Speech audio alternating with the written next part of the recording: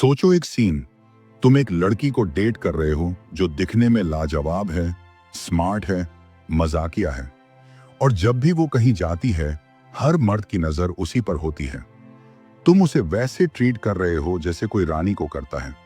उसे फूल लाकर देते हो, महंगे रेस्टोरेंट्स में ले जाते हो, हर सुबह गुड मॉर्निंग मैसेज भेजना कभी नहीं भूलते। मतलब एकदम वैसे बर्ताव कर रहे हो जैसा बचपन से सिखाया गया था, एक परफेक्ट जेंटलमैन की तरह। लेकिन पर्दे के पीछे क्या हो रहा है? उसका तुम्हारे लिए जो अट्रैक्शन था वो धीरे धीरे कम हो रहा है और तुम्हें इसका जरा भी अंदाजा नहीं है। अब जो बात मैं कहने जा रहा हूं वो शायद तुम्हारे रिलेशनशिप को देखने का नजरिया पूरी तरह बदल दे। एक ऐसी कड़वी सच्चाई जो 97% मर्द कभी मान ही नहीं पाते। सच ये है, अगर कोई लड़की तुमसे सच्चा प्यार करती है, तुम्हें वाकई चाहती है और दिल से वफादार रहना चाहती है, तो उसे तुम्हारे प्यार में पूरी तरह सिक्योर फील नहीं होना चाहिए। उसके अंदर हल्का सा ये एहसास हमेशा रहना चाहिए कि तुम्हारी अटेंशन उसे कमानी पड़ रही है, जैसे वो तुम्हारी दुनिया में अपनी जगह बना रही हो। अब इससे पहले कि तुम सोचो मैं कोई खेल सिखा रहा हूं या भावनाओं से खेलने की बात कर रहा हूं, साफ कर दूं, मैं ना भावनात्मक रूप से किसी को अपनी इच्छा के अनुसार मोड़ने की बात कर रहा हूं, न अपमानजनक या अत्याचारपूर्ण बनने की। मैं सिर्फ वह मनोविज्ञान समझा रहा हूं जो किसी औरत के अंदर आकर्षण को गहरे स्तर पर जगाता है। और अगर तुम अभी कुछ मिनट मेरे साथ रहोगे तो मैं तुम्हें बिल्कुल साफ साफ ये समझाऊंगा कि क्यों लड़कियां उन मर्दों से धीरे धीरे इंटरेस्ट खो देती हैं जो उन्हें बहुत ज्यादा अच्छे से ट्रीट करते हैं। और उससे भी ज्यादा जरूरी बात, कैसे तुम इस नॉलेज का इस्तेमाल करके ऐसा अट्रैक्शन बना सकते हो जो गहरा हो, स्ट्रांग हो और टिकाऊ हो। वैसा अट्रैक्शन जैसा ज्यादातर मर्द सिर्फ फिल्मों में देखते हैं। ये वीडियो उन रेयर वीडियोस में से एक है जो तुम्हें औरतों की साइकोलॉजी का वो सच दिखाएगा जो ज्यादातर लोग कभी समझ ही नहीं पाते। गोल्डन रूल नंबर 1, लड़कियां बायोलॉजिकली उस मर्द की तरफ अट्रैक्ट होती हैं जिसकी सर्वाइवल वैल्यू उनसे ज्यादा हो। ये कोई सोच समझ कर लिया गया डिसीजन नहीं होता, ये उनके डीएनए में लिखा हुआ है। मिलियंस ऑफ ईयर्स की इवोल्यूशन का रिजल्ट है ये।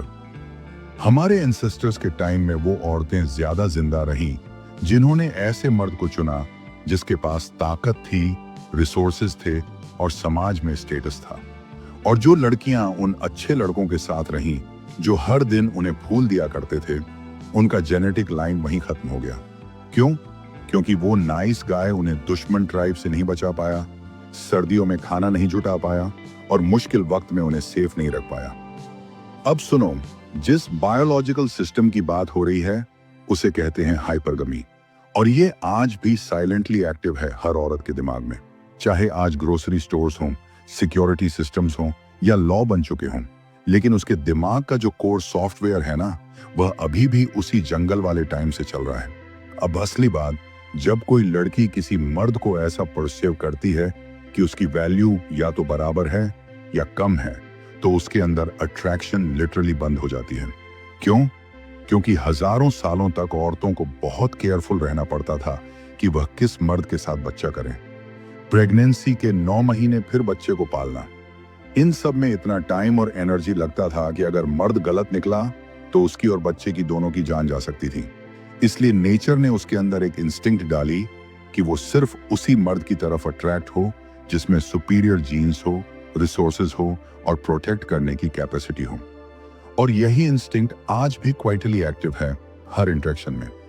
अब जब तुम जरूरत से ज्यादा नीडी बनते हो, डेस्परेट दिखते हो या हर बात में उसे खुश करने की कोशिश करते हो, तब तुम अनजाने में वही सिग्नल भेजते हो जो पुराने जमाने में वीक और अनसेफ मर्द भेजते थे। और उसका सबकॉन्शियस इन सिग्नल्स को पकड़ लेता है, जिसका रिजल्ट ये होता है कि तुम्हारे लिए उसका अट्रैक्शन धीरे धीरे फेड होने लगता है। अब यहां आता है एक जरूरी कॉन्सेप्ट, सेक्सुअल मार्केट वैल्यू यानी एसएमवी। इसे ऐसे समझो, डेटिंग भी एक मार्केट प्लेस जैसा है जहां हर इंसान की एक वैल्यू होती है, उसके लुक्स, रिसोर्सेज, पर्सनालिटी और सोशल स्टेटस के बेस पर। और ब्रूटल रियलिटी ये है कि लड़कियां जेन्युइनली अट्रैक्ट सिर्फ उन्हीं मर्दों की तरफ होती हैं जिनका एसएमवी उन्हें अपने से ऊपर लगता है। अब यहीं पर ज्यादातर लड़के गलती करते हैं। उन्हें लगता है कि सैमी का मतलब है तुम्हारी नौकरी कितनी बड़ी है, गाड़ी कौन सी चलाते हो, मसल्स कितने बड़े हैं या कद कितना लंबा है। हाँ, ये चीजें मैटर करती हैं, लेकिन ये सब सरफेस लेवल पर हैं, कोर नहीं। एक लड़की तुम्हारा रियल असेंबली ऐसे डिसाइड करती है, तुम खुद को कैसे कैरी करते हो, उससे कैसे बात करते हो, और सबसे जरूरी, तुम उसके वैलिडेशन के भूखे हो या नहीं। मतलब तुम्हारा वाइब, तुम्हारा बिहेवियर, तुम्हारी प्रेजेंस, ये सब उसके लिए बैंक बैलेंस से भी ज्यादा पावरफुल होता है। अब एक रियल एग्जाम्पल सुनो। मैं एक ऐसे लड़के को जानता हूँ, सफल वकील था, BMW चलाता था, बॉडी फिट थी, महंगे रेस्टोरेंट्स में डेट पर जाता, कॉम्प्लीमेंट्स की बरसात करता, और जब भी लड़की कॉल करती सारा वक्त दे देता। बाहर से देखो तो हर हाई वैल्यू चीज उसमें थी, लेकिन फिर भी लड़कियां कुछ ही हफ्तों में इंटरेस्ट खो देती थी। अब एक दूसरा बंदा था, बारटेंडर था, छोटे से स्टूडियो अपार्टमेंट में रहता था, लेकिन माइंडसेट उसका बिल्कुल अलग था। Abundance mindset. वो किसी फैंसी जगह नहीं, सिर्फ कॉफी शॉप में कैजुअली मिलता, मजाक करता, हल्की छेड़छाड़ करता, और अगर लड़की ने रिप्लाई नहीं किया तो उसके चेहरे पर कोई फर्क ही नहीं पड़ता। अब सोचो क्या होता होगा। लड़कियां उसी के पीछे पागल हो जाती थीं, उसे इंप्रेस करने की कोशिश करती थी, उसका अटेंशन पाने के लिए खुद एफर्ट डालती थी। फर्क क्या था? दूसरे बंदे को एक बात समझ थी, परसीव्ड वैल्यू, यानी लड़की को जो महसूस होता है वह उसके एक्चुअल स्टेटस से कहीं ज्यादा पावरफुल होता है। उसने खुद को ऐसे कैरी किया जैसे उसके पास ऑप्शंस की कोई कमी नहीं है। जबकि पहला बंदा, बाहर से सब कुछ था उसके पास, लेकिन उसका बिहेवियर बस एक ही बात चिल्ला रहा था, प्लीज मुझे छोड़कर मत जाना। औरतें हर वक्त तुम्हारे अंदर छोटे छोटे सोशल क्यूज स्कैन कर रही होती हैं। तुम दूसरे मर्दों के मुकाबले कितने वैल्यूएबल हो। वो ये ऑब्जर्व करती हैं कि तुम रिजेक्शन को कैसे हैंडल करते हो, उनके टेस्ट्स पर कैसे रिएक्ट करते हो, और सोशल सेटिंग्स में खुद को कैसे प्रेजेंट करते हो। इन छोटे छोटे बिहेवियर्स की वैल्यू तुम्हारे बैंक अकाउंट या बाइसेप्स से कहीं ज्यादा होती है। अब आते हैं दूसरे गोल्डन रूल पर। जितनी कम क्लैरिटी होती है लड़की को कि तुम क्या फील कर रहे हो, उतना ज्यादा वो तुम्हारे बारे में सोचती है। ये साइकोलॉजी का बेसिक प्रिंसिपल है। हम उन चीजों को ज्यादा वैल्यू करते हैं जिनमें थोड़ा डाउट हो, थोड़ा थ्रिल, और जिस चीज का पूरा यकीन हो जाता है उसे हम धीरे धीरे फॉर ग्रांटेड लेने लगते हैं। अब जब तुम शुरू में ही अपनी सारी फीलिंग्स खोलकर सामने रख देते हो, हर वक्त अवेलेबल रहते हो, हर पल टेक्स्ट करते हो, और उसे यह साफ दिखने लगता है कि तुम उसके पीछे पूरी तरह पागल हो, तो उस मिस्ट्री का, उस चेस का पूरा थ्रिल खत्म हो जाता है। उसे तुम्हारा अटेंशन पाने के लिए कोई एफर्ट नहीं करना पड़ता, क्योंकि तुम खुद ही सब कुछ दे रहे हो, वो भी बिना मांगे। लेकिन जब तुम थोड़ा सा स्पेस छोड़ते हो, थोड़ी सी मिस्ट्री बनाए रखते हो, तो कुछ अजीब होता है। उसका दिमाग एक्टिव हो जाता है। वो सोचने लगती है, क्या उसे मेरी परवाह है? उसने अभी तक रिप्लाई क्यों नहीं किया? क्या वो किसी और से बात कर रहा है?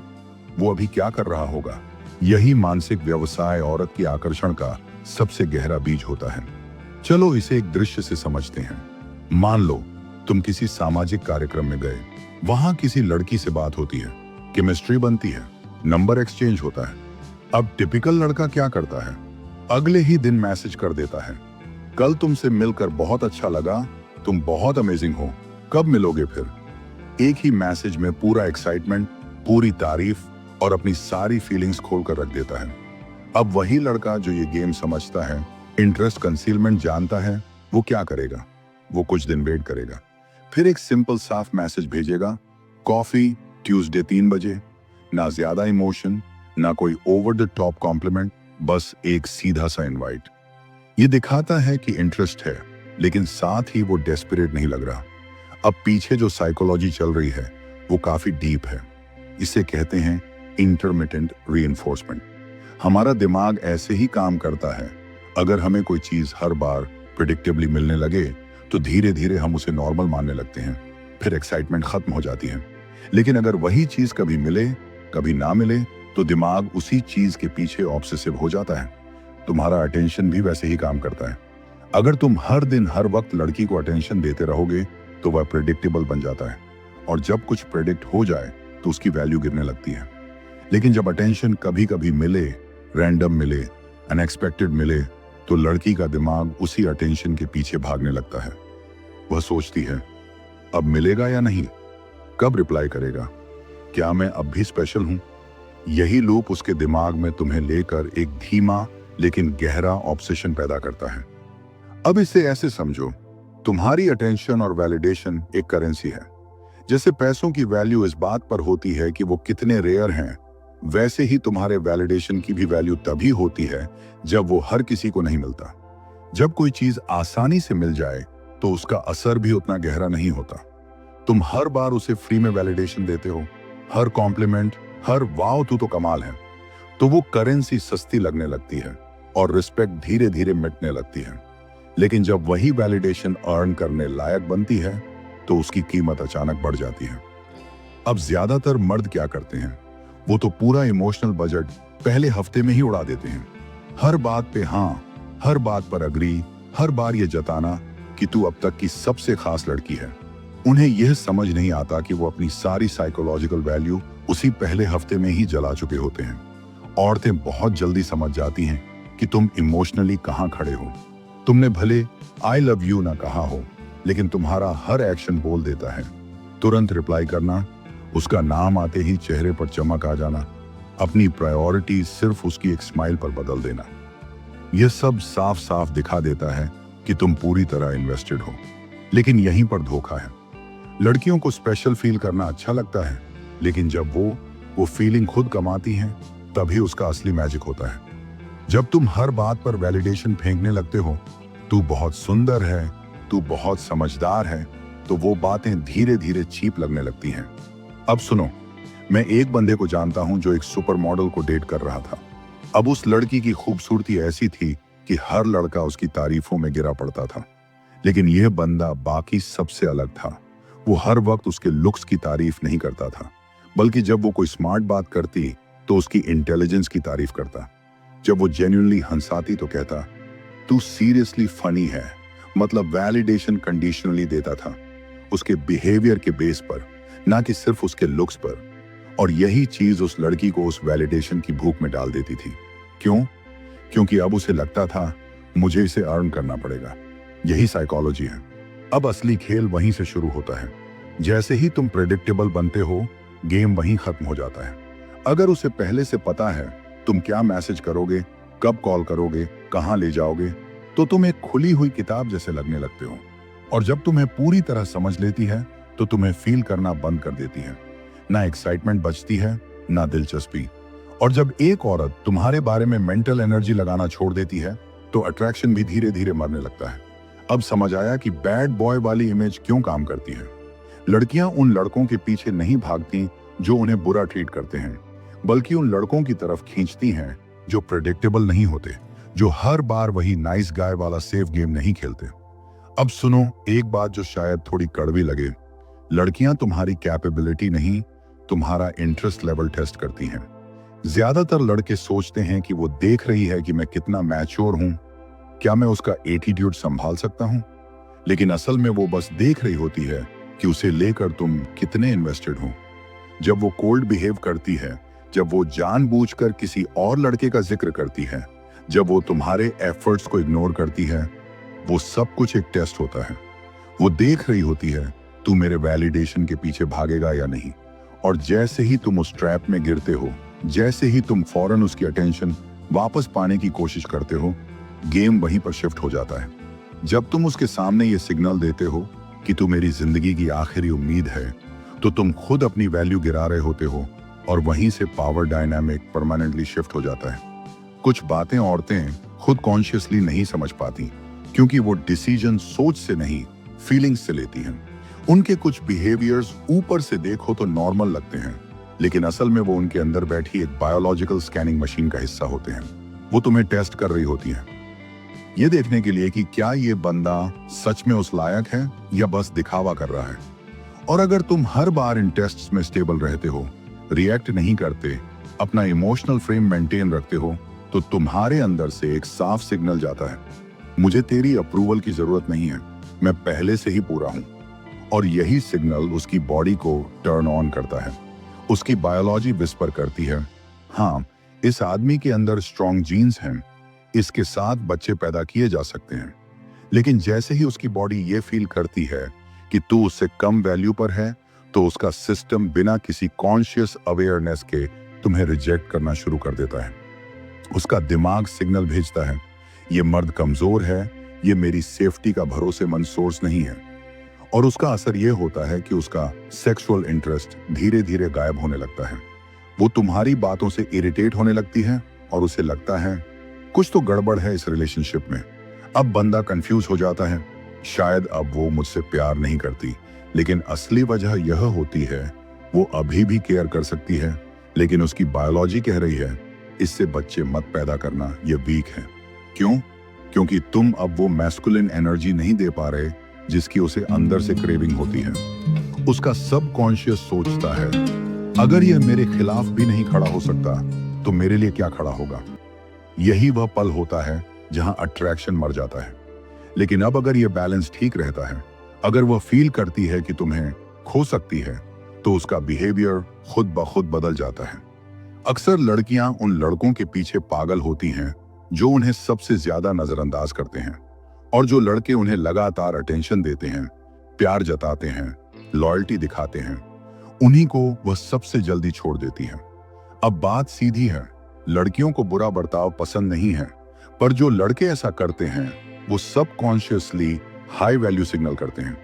सोचो, एक लड़का अगर हर बात पर हाँ कर रहा है, हर मूड फुलफिल करने में लगा है, हर वक्त कॉल मैसेज कर रहा है, तो वो क्या सिग्नल दे रहा है? मैं बहुत लकी हूं जो तुम मुझे मिल गई, मैं कोई खास नहीं हूं, बस तुम्हें पा लिया और अब सब छोड़कर बस तुम्हारा हो गया हूं। लड़कियां ये सब बहुत जल्दी महसूस कर लेती हैं। अब वहीं दूसरी तरफ एक लड़का जो अपनी जिंदगी में जेन्युइनली बिजी है, हर वक्त अवेलेबल नहीं है, हर बात पर एग्री नहीं करता, कभी कभी इंटेंशनली इग्नोर कर देता है, वो क्या सिग्नल देता है? मुझे तुम्हारी जरूरत नहीं है, पर शायद तुम्हें मेरी है। बस यही लाइन लड़की के अंदर एक अलग आग जला देती है। क्यों? क्योंकि हाइपरगैमी ऐसे ही लड़कों की तरफ नेचुरली खींचती है, जो उसे हर पल नहीं चाहते, बल्कि जिनके लिए उसे मेहनत करनी पड़े। जब तुम उसे चैलेंज करते हो, वो तुम्हें प्राइस समझती है। और यही रीजन है कि जो लड़का लड़की के लिए खुद को गिरा देता है, वो हमेशा हारता है, और जो लड़का उसे अपने लेवल तक उठने का मौका देता है, वो जीतता है। असल गेम ये है, उसे ऐसा फील कराओ कि तुम उसके लिए एक अचीवमेंट हो, तभी वो तुम्हारे लिए ऑब्सेस्ड होगी।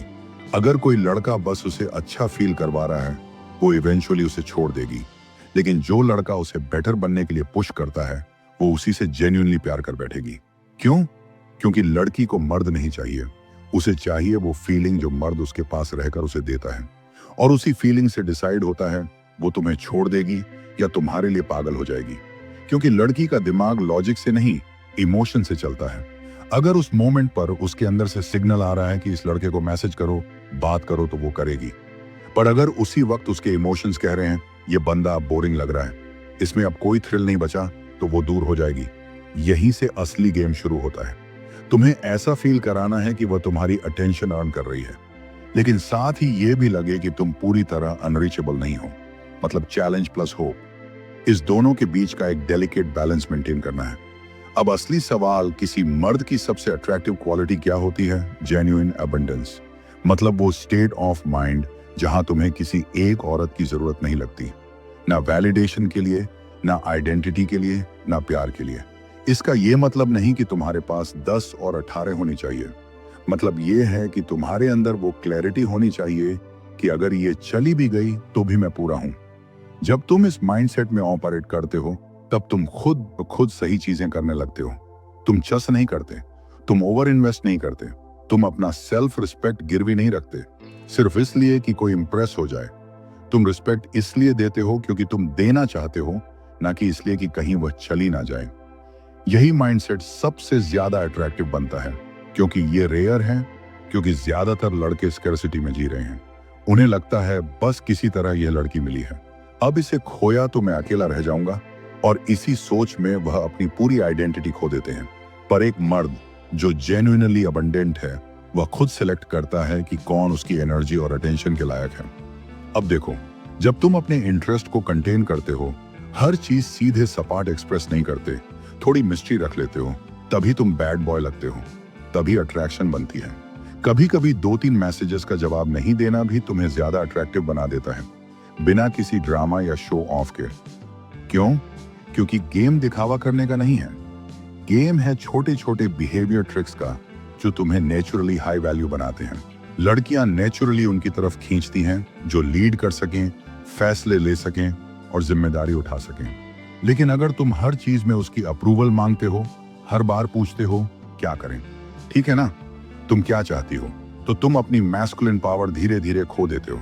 मैस्कुलिन लीडरशिप का मतलब ये नहीं होता कि तुम कंट्रोलिंग बन जाओ या हर चीज में डोमिनेट करने लगो।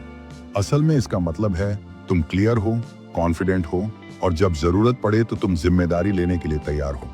तुम्हारे पास अपनी लाइफ का एक विजन होना चाहिए और फिर तुम उसे इनवाइट करते हो उस विजन में शामिल होने के लिए, ना कि अपनी पूरी जिंदगी उसकी प्रेफरेंसेस के आसपास घुमा रहे हो।